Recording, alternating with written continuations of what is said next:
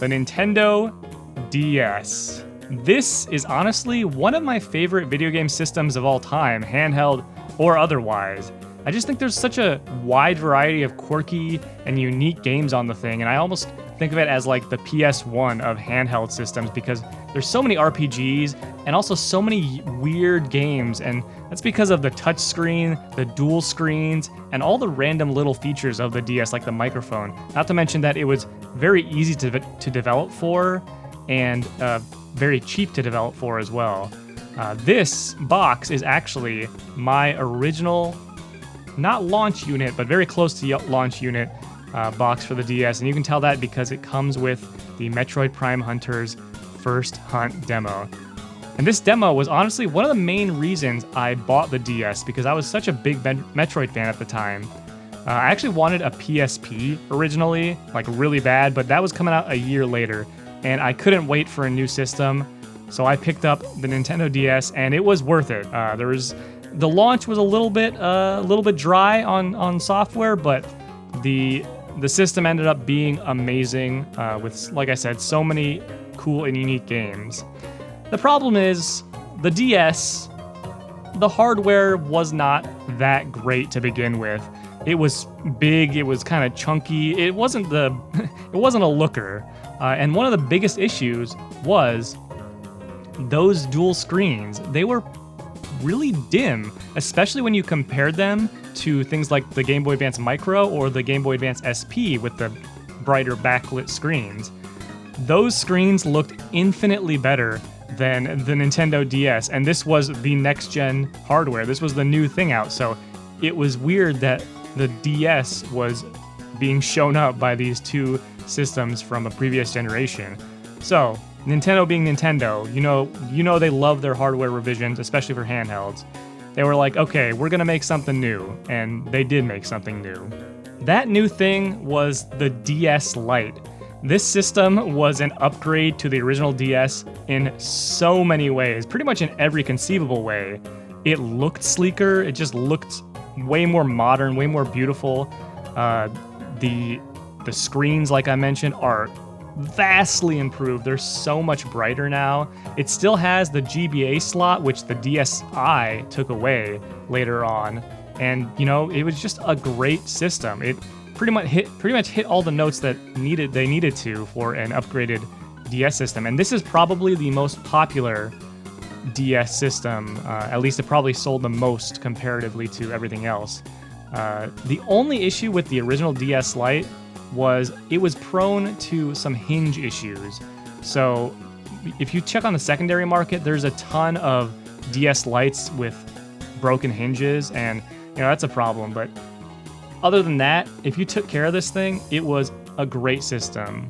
I actually remember going to pick up my DS Lite for the first time at a Game Crazy of all places, and the people working there were almost like making fun of me in a way because of the fact that I was buying basically the same system again. I was trading in my original DS for this DS Lite, and they were like, why would you do that? It's the same thing. But I guess they didn't realize how big of an upgrade this thing was. But because of the popularity of the DS Lite, they released a bunch of different variations of colors, like this black one I got here.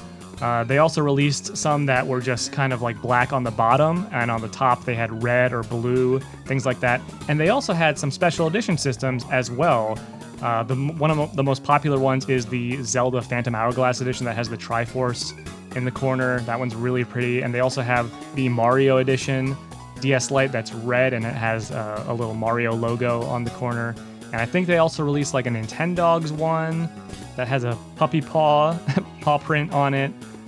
Just a bunch of different special edition systems for the DS Lite that the original DS didn't really get. There may have been a couple special edition DSs, but not as many as the DS Lite.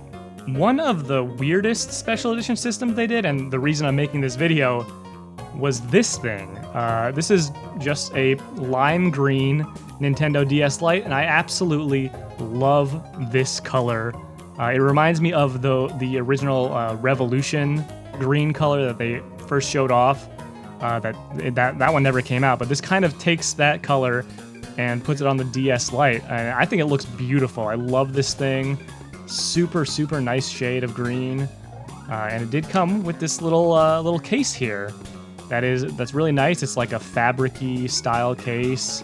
Looks really pretty and, you know, pretty unique for a DS case. But there's nothing really special about this DS, right? It's just a different color. There's no Zelda symbol like the Triforce like the Zelda edition has. There's no Mario logo. It's just a different color.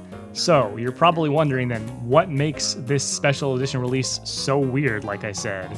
Well, in the US at least, they released this special edition bundle for Mother's Day of all days. And you know, that's fine. I mean, there's a lot of moms out there that love playing video games, and the DS was a great way for people that don't really play a lot of video games to get into the hobby, or, you know, just have some fun with something in their downtime. But then, you know, this by itself, yeah, it comes with a nice case, comes with a very nicely colored DS Lite. What else? It wasn't those two things. It also came with personal trainer cooking. This is what makes this bundle so weird and so strange to me. I know there's a lot of people out there that love cooking. I know there's a lot of moms out there that love cooking, but it's just, what is the messaging here? Is it, hey mom, I got you this DS so you can cook for me? So you can make me food? Is that what we're trying to tell our mothers? It reminds me of the time that I actually overheard my mom talking about needing a new vacuum, and I told my dad to buy her a new vacuum for her birthday because I was like, oh, she was talking about it. She wanted a new vacuum. I promise you it's gonna be a great gift. Let me tell you guys, don't buy your mom a vacuum for her birthday. But yeah, personal trainer cooking, it's actually kind of a cool little tool. I wouldn't really call it a game since it's more of a cookbook that takes you through different recipes and is kind of like a precursor to using an iPad or something like that. You could put the DS on the table, just kind of open the screen and use the stylus to touch and go to the next step in the recipe. So it was really cool, and honestly, this thing had some banging music. Like, there was really, really good music in personal trainer cooking, which is so weird to say, but it's true. There's a lot of great stuff. I just really wanted to talk about how this is such a weird bundle that Nintendo put together. In Japan, they just released this thing as a normal, like, special color. They didn't have it in a big bundle. They just put it out there, and I think in other countries they did the same thing. I think I read in Australia they released this with Animal Crossing, which I think makes more sense. That'd be a nice bundle. But no, in America they were like, hey, get this for your mom. We know she likes to cook. This is for her. So yeah, I just wanted to take a look at this weird special edition bundle that Nintendo put out there. They don't really do stuff like this anymore. Most of their like bundles and special editions are more like just bundles with Mario Kart or Super Mario Odyssey, like digital versions of those games. So you don't see stuff like this too much, and it's really fun to look back on. So yeah, if you're watching this on Mother's Day, happy Mother's Day to all the mothers out there. Maybe if you got this bundle for Mother's Day back in May of 2009 or whenever it came out, you enjoyed it. I don't know. But yeah, thanks for watching, guys. See you later.